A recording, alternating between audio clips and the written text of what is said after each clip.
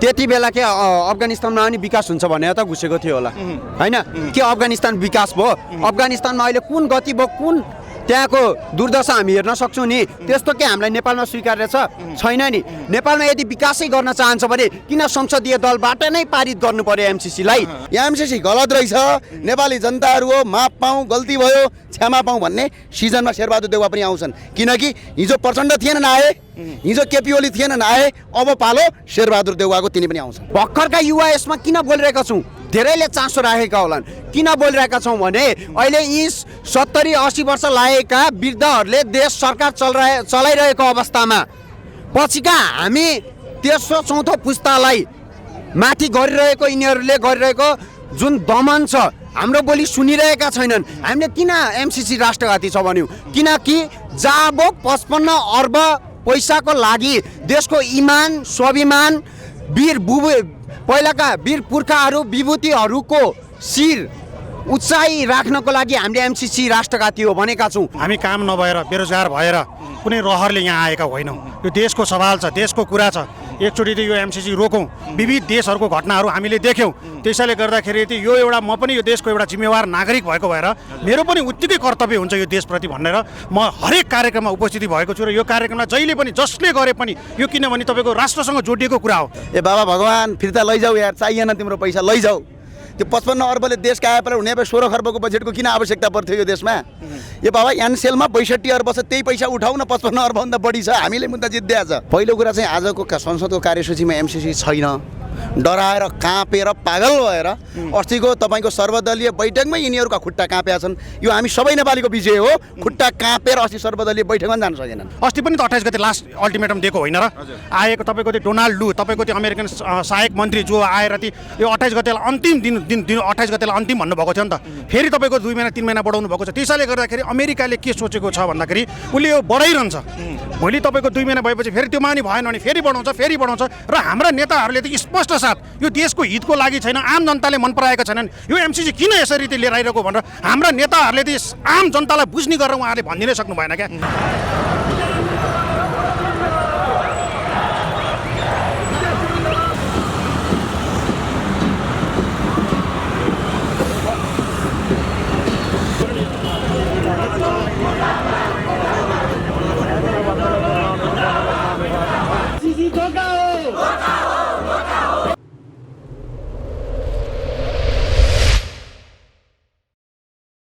ज्ञानेन्द्र साईलाई पनि आज हामीले बानेश्वरमा चाहिँ आन्दोलनको घोर विरोध गरेको देख्यौँ र 8 वाम घटकसँग चाहिँ एकबद्धता जनाउन आएको हामीले तपाईँलाई पनि देख्यौँ र अस्ति तपाईँहरूले चाहिँ संसद भवन घेर्छौँ योको घेरा तोड्छौँ भनेर चाहिँ 28 गतेको आन्दोलनमा हामीहरूले तपाईँहरूलाई होमिएको देखेको थियौँ भने आज फेरि संसद भवनभित्र टेबल गर्नको लागि एमसीसी लाँदैछन् भन्ने कुरो पनि थाहा पाइसकेका छौँ र तपाईँहरूको आजको आन्दोलन कस्तो खालको कुन मोडमा पुगेको छ पहिलो कुरा चाहिँ आजको संसदको कार्यसूचीमा एमसीसी छैन डराएर काँपेर पागल भएर अस्तिको तपाईँको सर्वदलीय बैठकमै यिनीहरूका खुट्टा काँपेका छन् यो हामी सबै नेपालीको विजय हो खुट्टा काँपेर अस्ति सर्वदलीय बैठकमा जान सकेनन् र अर्को कुरा एमसीसी हिजो पास गर्छौँ भन्नेहरू आज पास गरिदिन भनेका छन् यो विजय हो हाम्रो र अर्को कुरा एक न एक दिन हामी शेरबहादुर देउवालाई पनि यो लेभलमा ल्याउँछौँ कि एमसीसी गलत रहेछ नेपाली जनताहरू हो माफ पाऊँ गल्ती भयो क्षमा पाऊँ भन्ने सिजनमा शेरबहादुर देउवा पनि आउँछन् किनकि हिजो प्रचण्ड थिएनन् आए हिजो केपी ओली थिएनन् आए अब पालो शेरबहादुर देउवाको तिनी पनि आउँछन्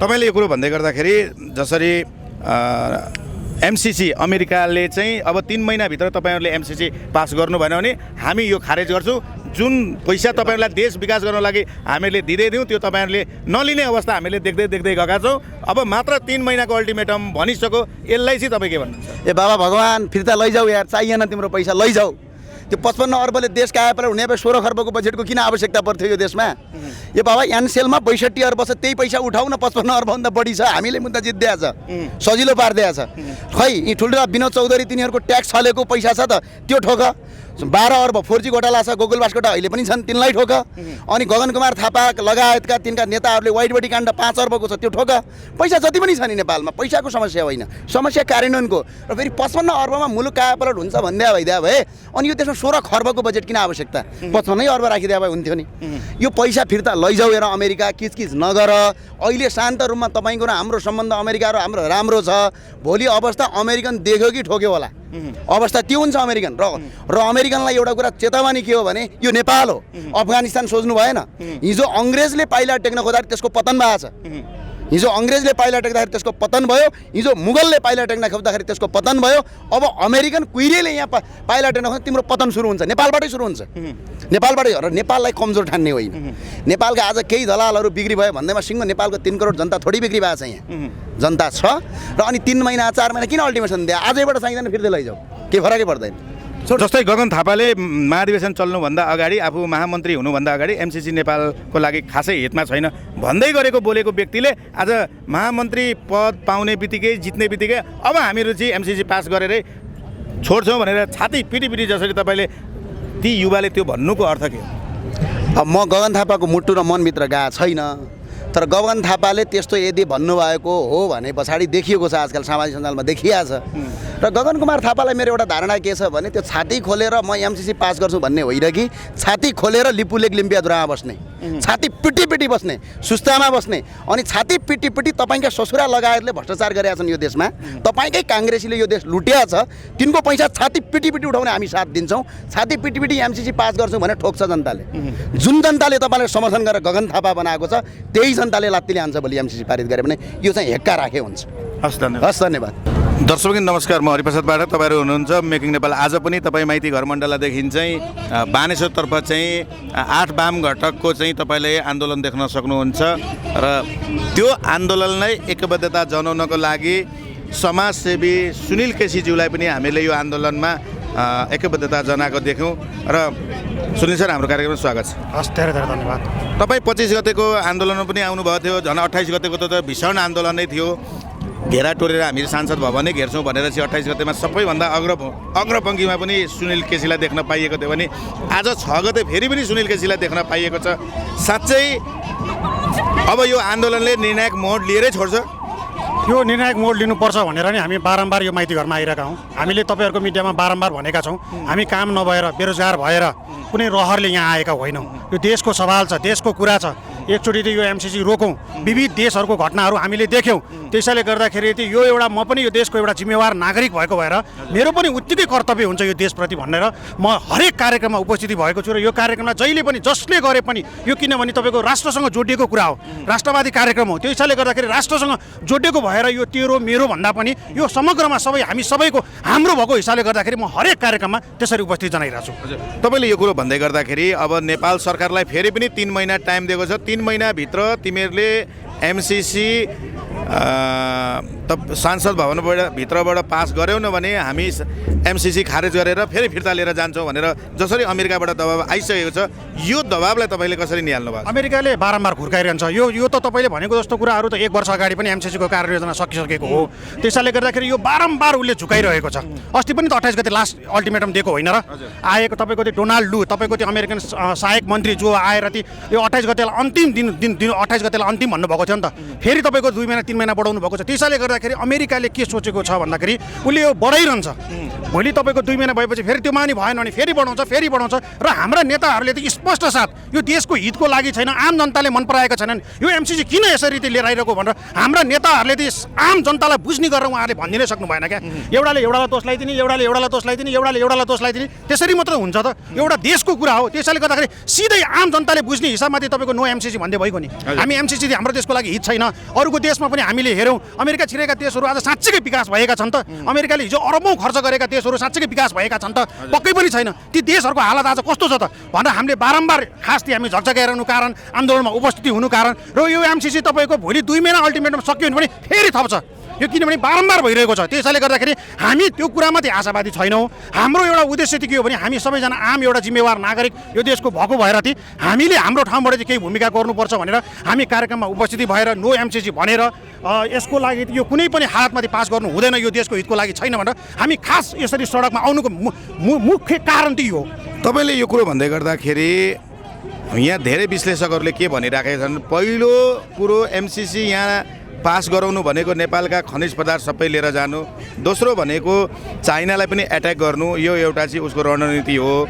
र चाइनाको वरिपरि 14वटा राष्ट्रले घेरेको छ। 14वटा राष्ट्रमा एउटा तपाईँलाई श्रीलङ्कामा पनि एमसिसी उनीहरूले पास गर्न खोजेका थिए, तर त्यहाँका जनताले नरुचाइसकेपछि त्यहाँको राष्ट्रपतिले एमसिसीलाई खारेजै गरे भने आज नेपाली जनताले रुचाएको छैन। त्यसरी नै किन नेपाल सरकार चाहिँ खारेज गर्न सकिरहेको अवस्था छैन? तपाईँले कसरी निहाल्नु कुनै कुराबाट जुटो खाइसकेपछि तपाईँको जुटो खाइसकेपछि त्यसको नुनको सोझो गर्नुपर्छ। त्यसैले गर्दाखेरि हाम्रा नेताहरूले त योबाट धेरै कुराहरू खाइसकेका छन्। त्यसैले गर्दाखेरि त धर्म रहिरहेछ नि त। एउटाले एउटालाई दोष दिने, एउटाले एउटालाई दोष दिने, एउटाले एउटालाई दोष दिनुको कारण यो हो नि त। त्यसैले गर्दाखेरि देशको हित छैन भनेर आम साधारण जनतादेखि लिएर कलाकार, प्रोफेसर, डक्टर, राजनीतिक दलदेखि लिएर उहाँकै पार्टीका भित्र पनि त सबैजना बोलिरहनु भएको छ नि त। त्यसैले गर्दाखेरि यो देशको हितको लागि छैन भनेर त हामीले बारम्बार भनेका छौँ। हाम्रो कुराहरू नसुनिसकेपछि बारम्बार तपाईँको सुरक्षा गरेर तोड्न पर्ने किनभने देशको सवाल आउँदाखेरि तपाईँको मर्न र मार्न पनि मान्छे पछाडि पर्दैन, किनभने यो देशको कुरा हो, देशसँग जोडिएको कुरा हो। त्यसैले गर्दाखेरि विविध देशहरूको घटनाहरू हामीले देख्यौँ। किनभने तपाईँले भने जस्तै हो, नेपालमा त युरेनियमका खानी धेरै छ। नेपालमा त तपाईँको नवलपरासीदेखिबाट मनाङ र मुस्ताङसँग तपाईँको युरेनियमका खानी भइसकेपछि अमेरिकाले सबैभन्दा धेरै तपाईँको उसले युज गर्ने, किन्ने, बेच्ने भनेकै हात हतियार हो। त्यो हात हतियारमा लागु हुने चिज हो युरेनियम भनेको। त्यसैले गर्दाखेरि चाइना त नम्बर 1मा पनि गइसकेको छ र चाइनालाई पनि तपाईँको तिब्बत हुँदै तपाईँको डिस्टर्ब गर्ने, किनभने चाइनाको विकासलाई चाहिँ उहाँहरूले डिस्टर्ब गर्यो भने सी जिनपिङले नेपाल भ्रमणमा एक दिन भन्नुभएको थियो, अमेरिका के अरे तपाईँको चाइना फर्किने बेला उहाँले भन्नुभएको थियो कुनै देशमा बसेर यदि नराम्रो गतिविधि भयो भने त्यो देशलाई हामी धुलो पिठो बनाउँछौँ भनेर सी जिनपिङले भन्नुभएको थियो। त्यो कुरा लगेर जोडेर त्यहाँ लगेर जोडेर हेर्नुहोस्। त्यसैले गर्दाखेरि यो देशको हितको लागि छैन। कसैले पनि हामीलाई यो राम्रो ठान्दैनन्। हामी साँच्चै कहिले पनि अरूले सहयोग गरिदिएर कुनै संसारभरिका देश कुनै पनि धनी भएका छैनन्। आफै विकास गर्नुपर्छ, आफै उठ्नुपर्छ, आफैले बनाउनुपर्छ आफ्नो देश। अरूले आएर कसैले बनाइदिँदैन। हामीहरूले अरूको सहयोग लिनु उचितै हो, बेउचित त हुँदैन। तर त्यो सहयोग चाहिँ सांसद भवनभित्रैबाट पास गर्नुपर्ने रहस्य चाहिँ के रहेछ? कानुन बनाइसकेपछि ऊ माथि हुन्छ। ऊ स्वयं हिसाबले त्यो, किनभने तपाईँको विभिन्न इन्टरनेसनल लहरूदेखि लिएर विभिन्न ठाउँमाथि उसले भोलि के भन्ने मौका पाउँछन्। हेर्नुहोस्, हामीले यहाँ हस्तक्षेप गरेको होइन। हामी त नेपाल सरकारले कानुन बनाइदिएर त्यही अनुसारले चलेको भनेर अरूलाई भ्रम पार्नको लागि, किनभने अमेरिकाले त यस्तो चलखेल त विविध गरेको देखेको छ। उसले तपाईँलाई एउटा सानो उदाहरण बताउँछ। अफगानिस्तान किन हार्यो भन्नुहोस् त? आज अफगानिस्तानको तालिबानहरूले जित्यो होइन भन्नुहोस् त? तपाईँको 45 दिनभित्रमा तपाईँको राजधानी काबुल नियन्त्रणमा लियो तालिबानले, जबकि 3 लाख सैनिक थियो सरकारसँग जब तालिबान थियो 70,000। किन हार्यो भन्दाखेरि अमेरिकाले त्यहाँ उल्टो गेम खेल्थ्यो। अमेरिकाले तपाईँको आधुनिक हतियार चाहिँ तपाईँको तालिबानलाई दियो, तपाईँको जबकि त्यो सैनिकसँग हुनुपर्ने थियो। त्यसैले गर्दा अमेरिकाले बोलेको कुराहरू कुनै पनि पुरा गर्दैन। ऊ भनेको अनुसारले चल्दैन। उसले जे चिजहरू देखाइरहेको छ, हाम्रो त नेताहरूलाई विभिन्न प्रब्लम देखाएका छन्, विभिन्न लोभ देखाएका छन्। त्यसैले गर्दाखेरि यो लोभमा यी फसिहाल्छन् र देशमा जे पनि हुन्छ भनेर जुन चाहिँ सोचेका छन् नि, आम जनता यति मूर्ख छैनन् सर। आम जनताहरूको आवाज बुलन्द भइरहेको छ। 70-80 लाखभन्दा बढ्दो जनता पनि तपाईँको देशभन्दा बाहिर भएका जनताहरू पनि आफ्नो स्ट्याटस मार्फत आफ्नो यो नो एमसिसी भनेर पोख्त गरिरहेका छन्। हामी जानेका बुझेका पनि आफ्नो काम छोडेर आएर पनि नो एमसिसी भनेर जनताले रुचाएको छैन भनिसकेपछि त सरकारले पनि त त्यो भनिदिनु पर्ने हो। तपाईँले यो कुरो भन्दै गर्दाखेरि केही समय पहिला नेपाली काङ्ग्रेसको तपाईँलाई चाहिँ महाधिवेशन सकिएको छ, त्योभन्दा अगाडि गगन थापाले पनि एमसिसी चाहिँ नेपालको घातक छ भनेर अलिकति घाइगुई गरे जस्तै गरिराख्नु भयो गर्नु सर। उहाँले फेरि छाती पिटेर त्यही त एमसिसी पास गर्नुपर्छ। मैले तपाईँलाई क्वेसन जोडेँ। अहिले उहाँले फेरि जब महामन्त्रीको पदमा उहाँ नियुक्ति भइसकेपछि, जितिसकेपछि प्रकाश मान र तपाईँलाई चाहिँ गगन थापाजी फेरि एमसिसी पास गर्नुपर्छ भनेर फेरि तल्लीनमा आइपुग्नु भयो। हिजो एउटा देखाउने दाँत बेग्लै, चबाउने दाँत बेग्लै जस्तो भएन र सर? यसलाई तपाईँले कसरी निहाल्नु? यिनीहरू सरकारमा हुँदाखेरि एउटा कुरा गर्छन्, प्रतिपक्षमा हुँदाखेरि एउटा कुरा गर्छन्। यिनीहरूको चरित्रै दुईटा छ। त्यसैले गर्दाखेरि त जनताले विश्वास नगरेका हुन् त। जनता यसरी सडकमा आउनु परेको हो त। जनताले नत्र यसरी आफ्नो सबैजनाले काम छोडेर यसरी सडकमा आउने सबैलाई फुर्सद छ र छैन नि? किनभने देशको कुरा हो। उहाँहरूले भनेको जस्तो गरिदिनु भएको भए, बोलेको कुराहरू पुरा गरिदिनु भएको भए हामी यसरी तपाईँको चिचाइरहनु पर्दैन थियो। उहाँहरू प्रतिपक्षमा हुँदाखेरिको कुनै हालतमा पनि एमसिसी पास गर्नुहुन्न भन्ने, तर सरकारमा गइसकेपछि यो तुरुन्तका तुरुन्तै पास गर्नुपर्छ भनेर उहाँहरू बोल्नुहुन्छ। अनि उहाँहरू साँच्चीकै नेता हो त? उहाँहरूलाई हामीले नेता मानिदिनु पर्ने, हामीले ताली बजाइदिनु पर्ने, उहाँहरूको कार्यक्रममा हामीले उपस्थिति जनाएर स्यालुट गरिदिनु पर्ने, उहाँहरूलाई सम्मान गरिदिनु पर्ने। त्यसैले गर्दाखेरि उहाँहरूले बोलेको कुराहरू कुनै पनि पुरा गर्नु भएन। आम जनतालाई झुक्क्याउने मात्र काम गर्नुभयो। चाहे तपाईँको चुनावी मैदानमा हेर्नुहोस्, मतदान लिन जाँदाखेरि पनि आम सबैलाई झुट बोलेर मतदान लिइसकेपछि उहाँहरूको व्यवहार के हुन्छ र उहाँहरूको गराइ के हुन्छ र अब आम जनताले बुझिसके। अब यो हिजोको जस्तो दिन होइन। अब जनता केही बुझेका छन्, पढेका छन्। तपाईँहरूको मिडिया यति शक्तिशाली छ, मान्छेले अब तुरुन्तका तुरुन्तै यिनीहरूले जे भने त्यही लैलैमा लागेर अब जनता हिँड्दैनन्। लाग्ने भएको त अहिले पनि त लाग्थ्यो होला नि त। त्यसैले गर्दाखेरि उहाँहरूलाई बारम्बार जनताले यो रोक्नुहोस् भनिरहेको छ। तपाईँले यो रोक्नु भएन भने ठुलो दुर्घटना होला, विचार गर्नुहोस्। त्यसैले गर्दाखेरि जनताभन्दा ठुलो कुरो, जनता जनार्दनभन्दा ठुलो कुराहरू केही पनि छैन। त्यसैले गर्दाखेरि जनताले भनेको कुरा बेलैमा सोचिनुहोस्। हाम्रा नेताहरू भोलिका दिनमा हामीले नराम्रो होस् भनेर सोचेको होइन। हाम्रा नेताहरू पनि शक्तिशाली हुन्, अरू देशका नेता जस्ता छन् त्यस्तै हाम्रा नेताहरू पनि हुन् भनेर हामीले बारम्बार भनेको कारण त्यो भएर हो नि त। त्यो भएर हाम्रो नेताहरूलाई बारम्बार हामीले सोचिनुहोस् भन्नुको कारण चाहिँ खास यो हो।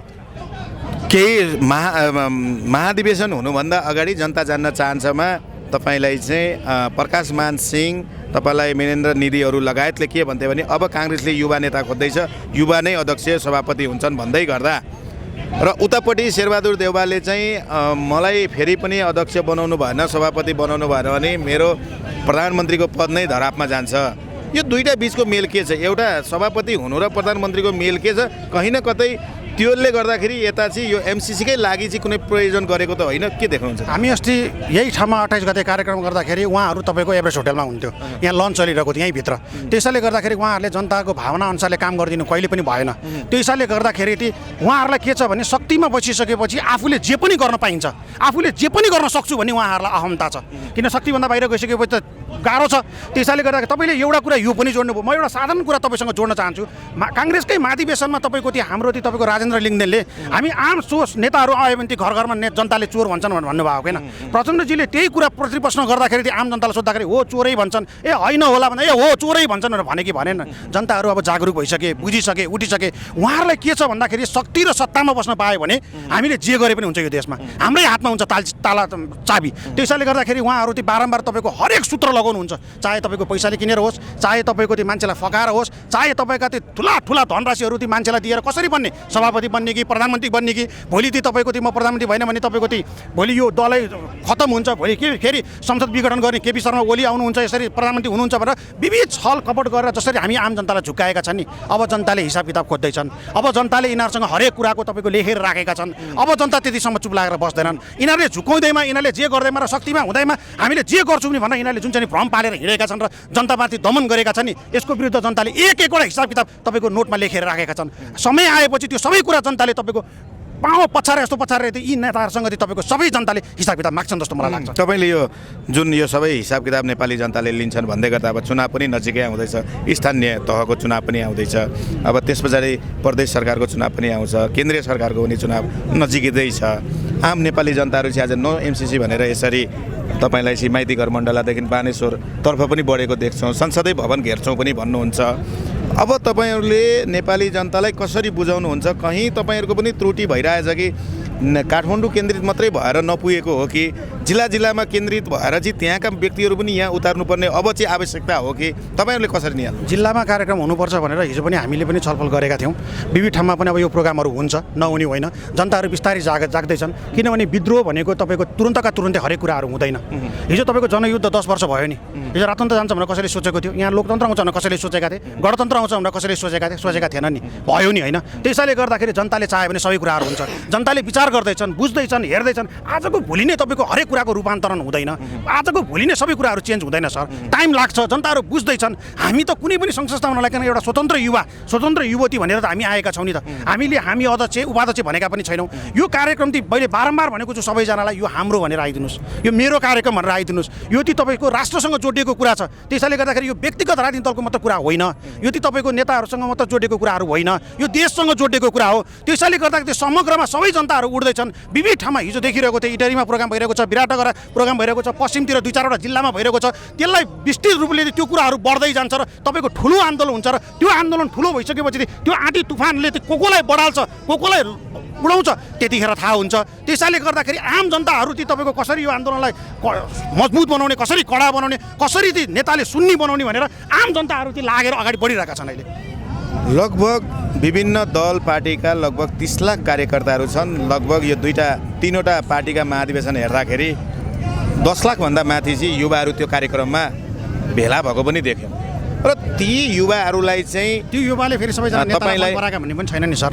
ती युवाले नै होइन, हिजो प्रचण्डजीले त्यो चोर भन्दाखेरि तलबाट चोर भन्छन् भनेर भन्नुभएको होइन। जनतामा ती युवा चाहिँ किन आउँदैनन् आन्दोलनमा? तपाईँहरूलाई एकबद्धता जनाउन चाहिँ किन आउँदैन? उहाँहरूलाई पनि थाहा छ मेरो नेताहरूले गलत गरिराखेका छन्, मेरो देश बेच्न खोजिराखेको छ। अब चाहिँ हामीहरूले चाहिँ पार्टीलाई भन्दा पनि तपाईँहरू जस्तो आम युवालाई समर्थन गर्नुपर्छ, हामी पनि आम युवा भएर हिँड्नुपर्छ भन्ने खालको एक प्रकारको जागरुक, एक प्रकारको भावना उहाँहरूमा चाहिँ किन उत्पन्न हुन सकिराखेको? समयले देखाउँछ, हरेक कुराहरूको विद्रोह हुन्छ, समयले आउँछ। मान्छेहरू सिक्दैछन्, बुझ्दैछन्। तपाईँले भने जसरी 10 लाख जति 30 लाख होलान्। अरू जनता त अरू जनता त तपाईँको नरुचाएका जनताहरू पनि छन् नि त। यी राजनीतिलाई मन नपराएका मानिसहरू पनि छन् नि त। यो एमसिसी मन नपराएका मानिसहरू पनि तपाईँको करोडौँमा छ नि त। त्यसैले गर्दा तपाईँहरूले देख्दाखेरि समग्रमा सबै जनतालाई एक ठाउँमा देख्नु भएन। यो समय आउँछ, समयको माग हो सर। समयले हरेक कुराको निर्धारण गर्छ। हामीले समयलाई कुर्न सक्नुपर्छ र समयलाई पर्खिन सक्नुपर्छ। अहिले अहिले झट्टै तपाईँको विश्वासमा पनि सबैजना आइपुग्दैनन् र मेरो विश्वासमा पनि सबैजना आइपुग्दैनन्, किनभने धेरैजना मान्छेलाई एकप्रति विश्वासै छैन। त्यसैले गर्दाखेरि यो बुझाउनको लागि हाम्रो पनि कमी कमजोरी भएको हो कि हामीले पनि सिक्दै बुझ्दै र हामीले पनि अरूलाई बुझाउँदै यो कार्यक्रम देशको लागि हो, यो देशको सवालमा हामीले गरिरहेका छौँ, यो कुनै पनि व्यक्तिगत फाइदा लिनको लागि गरेको होइन भनेर हामीले त्यसरी नै सबैलाई पढाउँदै बुझाउँदै र हामीले पनि सिक्दै अगाडि बढ्न सक्यो भने यो कार्यक्रम तपाईँको सफल हुन्छ, यो एमसिसी रोकिन्छ, किनभने जनताले यो रुचाएको छैन। त्यसैले गर्दाखेरि जनताहरू एकजुट हुँदै अहिले विविध ठाउँमा, मैले अघि पनि भने तपाईँलाई विविध ठाउँमा प्रोग्रामहरू भइरहेको छ, हामीसँग सम्पर्कहरू भइरहेको छ, भनिरहेका छन् हामी पनि आउँछौँ भनिरहेका छन्, त्यो पनि त एउटा सकारात्मक कुरा हो नि त। त्यसैले गर्दाखेरि हामीले नकारात्मकलाई भन्दा यस्तो कुराहरूमा चाहिँ सकारात्मकलाई लिएर हिँडेर चाहिँ यो केही समयपछि चाहिँ तपाईँले सोचेको भन्दा धेरै मानिस यसरी सडकमा उपस्थित भएको चाहिँ तपाईँले देख्नुहुनेछ। हस्, धन्यवाद। हस्, धेरै धन्यवाद। बारम्बार चाहिँ उहाँलाई हामीहरूले आन्दोलनमा देखिरहेछौँ। अस्तिको चोटि त उहाँले अलिकति 28 गतेको आन्दोलनमा त अलिकति दरै पिटाइ खाएर चाहिँ घाइते पनि हुनुभएको थियो यही ठाउँमा। तपाईँ फेरि पनि आज फेरि एमसिसीको विरोध गर्न आइपुग्नु भएको छ। तपाईँहरू एमसिसीको किन विरोध गर्दै हुनुहुन्छ? नेपाल सरकारले एमसिसी खारेज गर्नु भनेको नेपालको विकासलाई हानि पुर्याउनु भनिराख्नु भएको छ। तपाईँहरू जस्ता एउटा 17-18 वर्षका युवाले एमसिसी खारेज गर्नुपर्छ भनेको त कहीँ कतै देशलाई विकास गर्नबाट वञ्चित गर्न खोज्नु त भएको होइन नि। देशलाई विकास गर्नबाट वञ्चित गर्ने थियो भने अमेरिकन साम्राज्यवाद जब अफगानिस्तानमा घुस्यो त्यति बेला के अफगानिस्तानमा पनि विकास हुन्छ भनेर त घुसेको थियो होला होइन? के अफगानिस्तान विकास भयो? अफगानिस्तानमा अहिले कुन गति भयो, कुन त्यहाँको दुर्दशा हामी हेर्न सक्छौँ नि। त्यस्तो के हामीलाई नेपालमा स्वीकार्य छैन नि। नेपालमा यदि विकासै गर्न चाहन्छ भने किन संसदीय दलबाट नै पारित गर्नु पर्यो एमसिसीलाई? त्यसलाई त हामी कुनै निश्चित एउटा मन्त्रालयबाट पनि पारित गर्न सक्छौँ, किन संसदीय दलबाट पारित गर्नु पर्यो? देशको विकास हक र हितका निमित्त हो भने संसदीय दलबाट पास गर्नुपर्ने भन्ने त कहीँ लेखेको छैन। ल देशको हक र हितका निमित्त हामीलाई राम्रो छ भने त कुनै मन्त्रालयबाट पास गराउँ न। कुन चाहिँ नेताले राम्रो हक र हितका लागि छ भने मन्त्रालयबाट पास गरेपछि खारेजी गराउँछ होइन?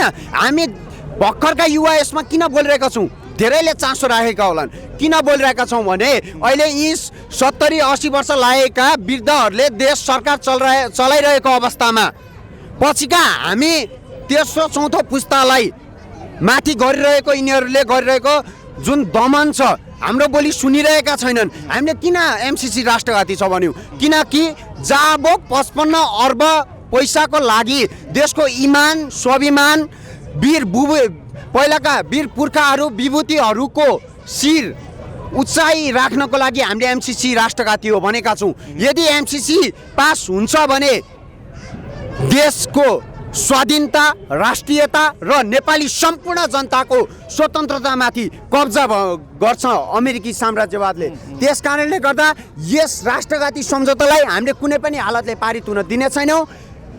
उति बेला गणतन्त्र ल्याउनको लागि 17,000 मान्छेले बलिदान दिएका थिए। गणतन्त्र आयो। त्यस गणतन्त्र किन आयो? किनकि देशमा स्वतन्त्रता होस्, देशको राष्ट्रियता स्वाधीनताका निमित्त नै गणतन्त्र आएको हो नि। स्वतन्त्रताका निमित्त गणतन्त्र आएको। त्यस कारणले फेरि यस्ता राष्ट्रघाती सम्झौता खारेजीका लागि, विभूतिहरूको शिर उचाइ गर्नको लागि हामी यस राष्ट्रघाती सम्झौतालाई कुनै पनि हालतले पारित हुन दिने छैनौँ। निर्मला पन्त, भागरथी भट्ट जस्ता कयौँ नेपाली चेलीबेटीको सुरक्षाका लागि हामी राष्ट्रघाती सम्झौता विरुद्ध हामी एक ढिक्का भई उभिएका छौँ। यसलाई कुनै पनि हालतले पारित हुन दिने छैनौँ। नो एमसिसी राष्ट्रघाती हो। यस्ता राष्ट्रघाती सम्झौतालाई यी विदेशी दलाल, नाकार, गद्दार नेताहरूले पारित गर्न खोजिरहेको छन्। यदि एमसिसी पारित हुन्छ भने हामी अब युवाहरू चुप लागेर बस्ने छैनौँ। यस्ता राष्ट्रघाती सम्झौता विरुद्ध अब सम्पूर्ण देशवासी, सम्पूर्ण नेपाली जनता एकजुट भएर अगाडि बढिसकेका छौँ भन्दै तिमी गद्दार विदेशी दलालहरूलाई होसियार भन्न चाहन्छु, चेतावनी दिन चाहन्छु। यदि एमसिसी पास हुन्छ भने अब हामी युवाहरू तपाईँले यो कुरो भन्दै गर्दा जस्तै एमसिसीको 55 अरबले नेपालको समृद्धि हुन्छ, नेपालका बाटाघाटा चाहिँ एकदम चिल्ला हुन्छन्, जुन बाटाघाटा राम्ररी बनेका छैनन्। नेपालमा जुन विद्युत पनि तपाईँलाई बेला बेलामा लाइन जाने गरेको छ, त्यो विद्युत विस्तारमा पनि यो पैसाले काम गर्छ भनेको छ। खासमा यो परियोजना त दुईटा विकासको लागि ल्याइएको भनेर चाहिँ नेपाल सरकारले भनिराखेको अवस्थामा जब तपाईँलाई देश विकास हुँदैछ, कसैले हामीलाई सहयोग गर्दैछ भने त उल्टै हामी नेपाली जनताले सहयोग गर्नुपर्ने होइन र तपाईँहरू जस्ता युवा पखर जो देशका विभूति, जो देशका गहना हुनुहुन्छ, तपाईँहरूले यसरी विरोध गरेर नेपाल सरकारलाई चाहिँ अथवा नेपाल देशलाई डुबाउन खोज्दै हुनुहुन्छ कि कहीँ कतै तपाईँहरू चलखेलमा परिराख्नु भएको छ कि नबुझेर आज तपाईँ यो आन्दोलनमा घुमिराख्नु भएको छ कि कसरी निहाल्नु भएको छ? यस प्रश्नको म ठाडो जवाब दिन चाहन्छु। हजुरले भनेको जुन कोही प्रश्न छ, म के भन्न चाहन्छु भने देश विकास नै गर्नु छ भने देशको स्वाधीनता मिचेर त विकास चाहिएको छैन नि हामीलाई। महाकाली सम्झौता गरेर के भयो? आज उल्टै नेपालीलाई दुःख पाएका छन् नि। कोशी सम्झौताले के भयो? उल्टै नेपालीले दुःख पाएका छन् नि। त्यस कारणले हामी देशको विकास र हक र हितका लागि बोलिरहेका हौँ। यो राष्ट्रघाती हो। हामी कुनै पनि साम्राज्यवाद, कुनै पनि सरकारलाई आफ्नो देशमा घुसेर हाम्रो सरकारमाथि कब्जा जमाउने हैसियतले राख्न चाहेका छैनौँ। जो एमसिसीले निकालेको जो बुदा छ त्यसको पारितको लागि ती बुदाहरू हामीलाई स्वीकार्य छैन। हामी स्वाधीन युवा हो, स्वाधीन नेपाली हो। हामीलाई राष्ट्रियता बचाउनको लागि, केही सीमित विकासको लागि हामी आफ्नो देशको राष्ट्रियतालाई कमजोर पार्न चाहन्नौँ, देशको स्वाधीनता मिच्न चाहन्नौँ। भनेपछि एमसिसीले विकास गर्न आएको होइन, नेपाललाई विनाशै गर्न आएको भन्नुहुन्छ? यो अवश्य, किनकि अफगानिस्तानमा के भयो हेर्न सक्छौँ। अमेरिका जुन पनि देशमा गएको छ त्यो देश विकास भएको छैन। यो सबैलाई स्वीकार्य भएकै कुरा हो। त्यसकारणले यो अमेरिकन साम्राज्यवादलाई कुनै पनि हालतले देशमा छिर्न दिनुहुन्न। यो एउटा राष्ट्रघाती सम्झौता हो। यस्ता राष्ट्रघाती सम्झौता विरुद्ध सम्पूर्ण नेपाली जनता एकजुट भएर यसको विरोध गर्नुपर्छ र यसलाई प्रतिकार गर्नुपर्छ। जस्तै आजको यो मास अलिक कम भएको होइन, कहीँ कतै तपाईँहरू युवा पनि यसमा चाहिँ अलिकति तपाईँहरू जस्ता 17-18 वर्षका युवा जो एउटा चाहिँ विप्लव खड्का जुन एउटा युवा छ, जुन एमसिसीका बुदाहरू सबै पढेर एमसिसी भित्र के छन् सबै थाहा पाइसकेको छ। त यो विप्लव खड्काले अरू हजारौँ विप्लव खड्का चाहिँ कहिले जन्माउँछ? एमसिसी पास भएपछि कि त्योभन्दा अगाडि नै खारेज गर्नको लागि कस्तो खालको भूमिका खेल्छ? हामी चुप लागेका छैनौँ। एउटा युवाले 1000 युवाको यहाँ बोलिरहेका छौँ। यहाँ सानो मास देख्यो होला, तर यहाँ सबै स्वाधीन युवाहरू छन्, सबै स्वाभिमानी नेपालीहरू छन्, सबै राष्ट्रको हितको लागि बोल्ने युवाहरू छौँ। यहाँ नभएका बचेका युवाहरू कोही पार्टीमा छन्, कोही पार्टीको सत्ताको लागि चलिरहेको छन्, कोही पार्टीको भत्ताको लागि चलिरहेको छन्। तर आज यहाँ जति पनि मास देख्नु भएको छ, यी सम्पूर्ण युवाहरू देशको स्वाधीनता बचाउनको लागि आएका हौँ। हामी कुनै पार्टीको भत्ता, कुनै पार्टीको सत्ता जोगाउन र आफ्नो व्यक्तिगत भत्ताको लागि यहाँ आएका होइनौँ। त्यसैले स्वाधीन युवाहरू बिस्तारै जागिरहेका छौँ, तर समय लाग्छ। एक दिन अवश्य नै सम्पूर्ण युवाहरू आफ्नो युवा आवाज बुलन्द पार्न अगाडि बढ्नेछौँ। हस्, धन्यवाद। हस्, धन्यवाद।